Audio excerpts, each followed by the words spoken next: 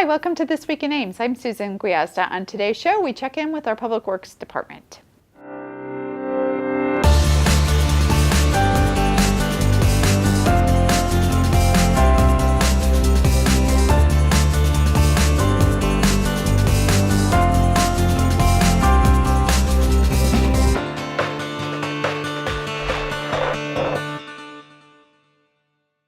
My guest today is Justin Clausen, Operations Manager with the Public Works Department. Justin, welcome to the show. Thanks, Susan.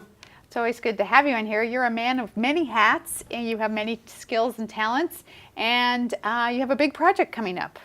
Yes, we do. We just opened the 6th Street Bridge, so that was a long process for us to get through the design and the construction of the project. However, we feel it was a great success. We had great turnout, and the contractor was able to come through within a relatively good time frame, and we're excited to have it open now. Yeah, it's been going on for quite some time. It's so wonderful to have that project completed, a 10-month bridge replacement project. Yeah, it's not uncommon for that time frame. I think some of the things to consider, we did close it during the winter, and we chose to do that to kind of hedge our bet against any spring flooding.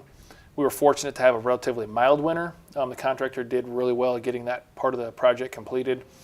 And then another big portion that we wanted to make sure we did was making sure that we got the road completed before Iowa State came in for their fall semester. Yeah, and right from the start, this schedule has been right on the dot every single time.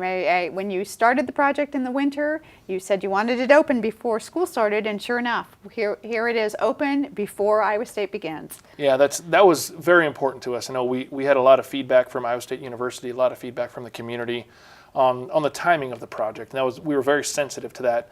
And also acknowledging the other work that's going on around town and making sure that we can work around, those schedules as well. So it was important for us to get it done, and it came off without too many hitches, I think. So the original bridge, do you know what year that bridge?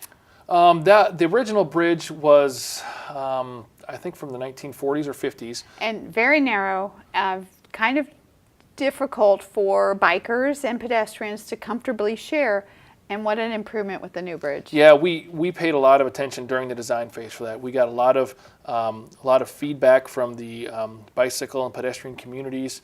Yes, the old bridge, the existing sidewalk was only 5 feet wide, and it was just adjacent to the street there. So you had cars that came right up next to you. There was no hand railing, no barrier between you there. So we made a conscious effort when we went through this design phase to separate the pedestrians, separate the other multimodal uses such as bicycles, but also give them an opportunity to be on the bridge if they like. So we still have on-lane bike lanes on the bridge. Those still exist, but it gives the rider an option for their comfort level, knowing that this is a main connectivity between Iowa State University and downtown Ames. So it services a lot of people during the day. It uses many modes of transportation. We have the buses, side-ride buses that come across it as well. So it's really a highly used corridor. So we really paid attention during that phase, and it turned out really well. We're pleased. So although the former bridge was small and antiquated, it was aesthetically very attractive, and I was so pleased to see that the new bridge is also very attractive. Yeah, and that was another thing that we had approached council with early on during the design phase of what can we do. It's very limited opportunities we have to build, iconic structures, and it's maybe a stretch to call it iconic, but this is something that's going to last for 70 to 100 years. We hope. So we took a lot of cues from the existing corridor from Brookside Park. So we utilized some concrete form liner and some staining to make the limestone look kind of more natural there. We also took into account some lighting as well on the bridge. We have LED lighting on the paths. That way it's energy efficient and yet still provides adequate lighting for people that cross the bridge. And then one of the final things we did is we looked at the existing bridge railing on the old bridge, and we modeled the new railing similar to that. So we have a similar cap on the new bridge railings. It's very similar to the existing bridge and still kind of ties in with the history of what was there before and what will be there in the future. So a bridge project obviously is not cheap. It comes with quite a price tag. We had a little help building this bridge. Yes, we were fortunate to be on the Iowa DOT's city bridge list. It took us a number of years to reach the point on that list where we would get funding. So we got a grant of $1 million from the Iowa DOT. We have some matching funds with that. We matched 20% of that locally. And then the rest of the project was made up of local funds here that we put together. So the overall project, the construction portion of it was around 2.6 million. And then we'll have some engineering and stuff on the top of that when it's all said and done. But ultimately, we got bids better than we expected. So not only was the project a success, but even the financing part of it was a success as well. And what people will notice when they go across the bridge is not only is the bridge new, but there's also the approaches on both sides were improved. Yes, we were able to extend the project limits to get past Brookside Park.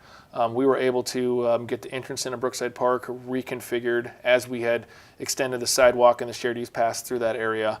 On the east end, we were able to get through the bridge approaches and out to where the roadway comes back to a normal roadway width there. We didn't get all the way to Bridgewood. Thank you, Bridgewood. And the reason we didn't get to there, it was we had to make a decision at some point in time of where the project would end on the funding side. So we came out okay in our bids, but we also didn't have enough to get all the way through that intersection. So what we'll do is we'll monitor that as the years go on, and as necessary, we can make improvements to that in future projects. Yeah, the whole area has seen a little bit of some improvement. As you were finishing up the bridge, we saw improvements being made to the skate park. Yeah, and that was something that Parks and Recreation had in their budget, and started that just as we were finishing up the bridge project there. We were able to work hand in hand with them. We had the road closed for a while, so it helped assist them in their work. But the whole area in general is just kind of seeing a little bit of a revitalization, and we're hoping that by encouraging the multimodal use in the corridor, that it'll also bring people into Brookside Park more and to the skate park and utilize those facilities as well. So I'm sure you've gotten great feedback. We're so excited the road is open now, and thank you for stopping by. Thank you much for having me.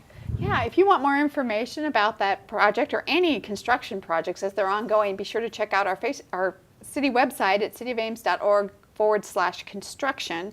Also, speaking of transportation and connectivity, South Skunk River Bike Trail Extension will be opening soon. We'll have a ribbon cutting for that event at 10:30 a.m. on Saturday, August 13th. Join us at South River Valley Park. Well, that's our show for today. Thanks for watching, and tune in next week for This Week in Ames.